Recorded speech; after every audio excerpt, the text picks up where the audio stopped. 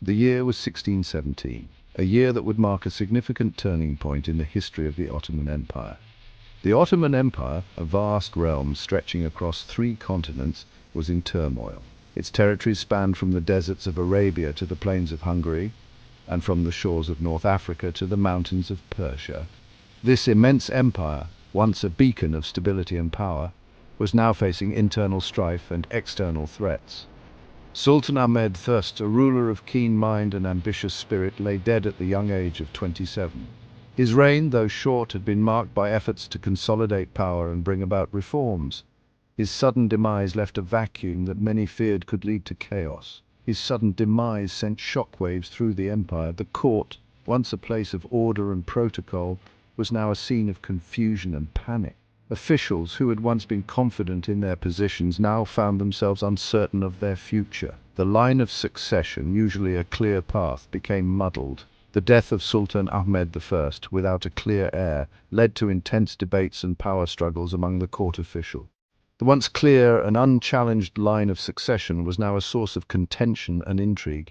It was in this moment of uncertainty, fear and ambition that Mustafa, the secluded brother of the deceased sultan, found himself thrust onto the world stage. Mustafa, who had lived a life of isolation, was now at the center of the empire's most significant crisis. Mustafa was not a man prepared for power. His life had been one of seclusion and solitude, far removed from the machinations of the court and the responsibilities of leadership. He had never been groomed for the throne, and the sudden thrust into power left him bewildered and anxious. He had spent years confined within the cafes, the gilded cage reserved for royal princes to prevent their bids for the throne. This practice, meant to ensure the stability of the empire, had left Mustafa ill-prepared for the realities of rule. The cafes, while luxurious, was a prison of the mind and spirit. Years of isolation had taken their toll. Mustafa's mind, once sharp and curious, had dulled under the weight of confinement. The loneliness and lack of purpose had left him despondent and disconnected from the world outside his gilded cage. Whispers of his mental instability, of a mind clouded by the confines of the cafes, followed him as he emerged from seclusion. The court, always a place of gossip and intrigue, was now abuzz with rumors about the new sultan's fitness to rule. Yet fate, it seemed, had other plans. Despite the doubts and fears, Mustafa was now the sultan. The weight of the empire rested on his shoulders, and he had no choice but to step into the light and face his destiny. The transition was abrupt, chaotic. The court, unprepared for such a sudden change, scrambled to adapt. The once orderly processions and ceremonies were now hurried and disorganized, reflecting the uncertainty of the times. Court officials, caught between surprise and duty, scrambled to prepare for the unexpected coronation. The symbols of power, the artifacts of the empire, were hastily gathered and polished, ready to be bestowed upon the new sultan. Mustafa, bewildered and overwhelmed, was adorned in the symbols of his newfound authority. The robes, the crown, the scepter, all symbols of a power he had never sought, now thrust upon him. He was now sultan, the most powerful man in the Ottoman world. The throne, once a distant and abstract concept, was now his reality. The courtiers bowed before him, acknowledging his authority, even as doubts lingered in their minds. Yet, as he ascended the throne, a sense of foreboding hung heavy in the air.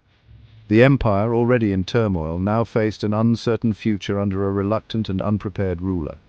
The empire he inherited was teetering on the edge of uncertainty, and Mustafa, the reluctant sultan, was ill-equipped to face the storm that lay ahead. The challenges were immense, the stakes high, and the future of the Ottoman Empire hung in the balance.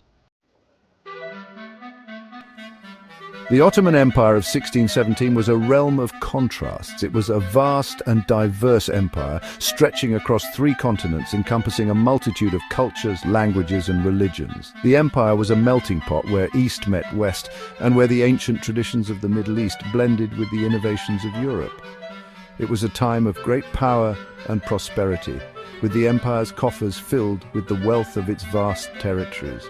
The bustling markets of Istanbul, the grand mosques of Cairo, and the splendid palaces of Baghdad all stood as testaments to the empire's glory. Yet beneath this veneer of prosperity, there was growing internal strife. The empire was like a grand tapestry, beautiful from a distance but fraying at the edges. The once unified front was beginning to show signs of wear and tear.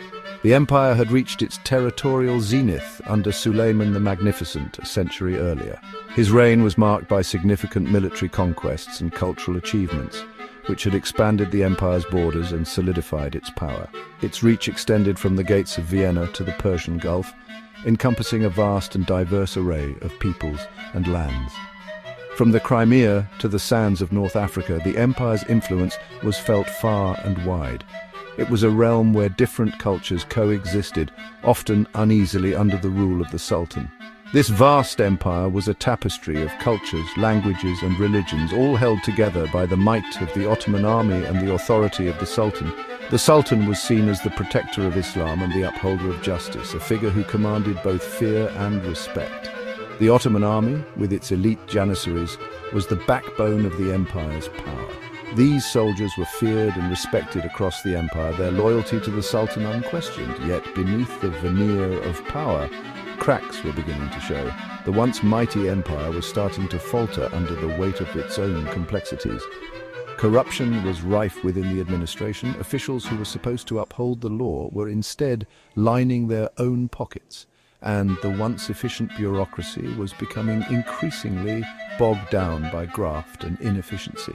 The janissaries, once the Sultan's elite soldiers, were becoming increasingly unruly. Their loyalty, once a given, was now something that could be bought and sold to the highest bidder. Their loyalty bought and sold to the highest bidder, the janissaries were no longer the disciplined force they once were. This erosion of military discipline was a troubling sign for the empire. Economic troubles loomed as inflation, a consequence of the influx of New World silver, began to bite. The empire's economy, once robust, was now struggling to cope with the rapid changes brought about by global trade. In the provinces, ambitious governors, sensing weakness at the center, were beginning to assert their independence. These local leaders were no longer content to simply follow orders from Istanbul. They wanted more power and autonomy. The death of Ahmed I, a ruler who had attempted, albeit with limited success, to address these growing problems, threw the empire into further disarray. His death left a power vacuum that was difficult to fill. It was into this world, a world of both splendor and impending crisis, that Mustafa, the unprepared sultan, was thrust. Mustafa, who had spent much of his life in the palace, was ill-prepared for the challenges that lay ahead. The weight of the empire, with all its complexities and contradictions, now rested on his shoulders.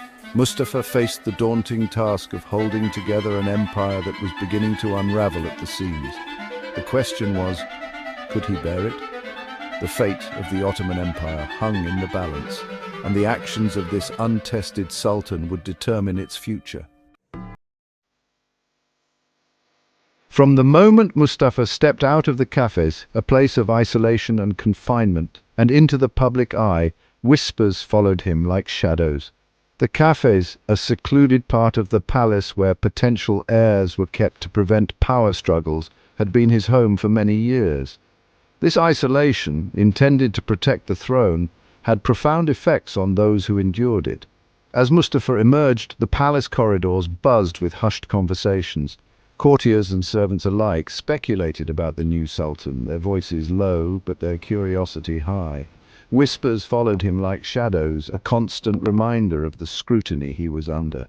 The years of confinement had left their mark, etching a deep melancholy onto his demeanor. His eyes, once perhaps filled with hope and ambition, now reflected a profound sadness. The weight of his past and the uncertainty of his future were evident in every glance. He spoke little, his gaze distant and troubled. Those who observed him noted a man who seemed perpetually lost in thought, as if haunted by memories of his years in isolation. His silence spoke volumes, a stark contrast to the vibrant and often tumultuous life of the palace.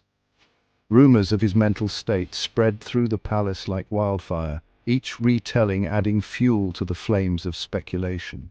Some said he was unfit to rule, while others believed his experiences had given him a unique perspective. The truth, however, remained elusive.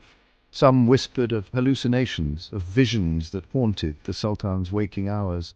They spoke of ghostly apparitions and voices that only he could hear, suggesting a mind teetering on the edge of reality. Others spoke of sudden fits of rage, followed by periods of deep despondency. These mood swings, unpredictable and intense, further fueled the rumors about his mental stability. The palace, a place of order and protocol, was ill prepared for such volatility. Court physicians summoned to examine the Sultan offered conflicting diagnoses. Some attributed his behavior to melancholia or deep sadness that shrouded the mind. They believed his years in the cafes had taken a toll on his mental health, leaving him vulnerable to bouts of depression.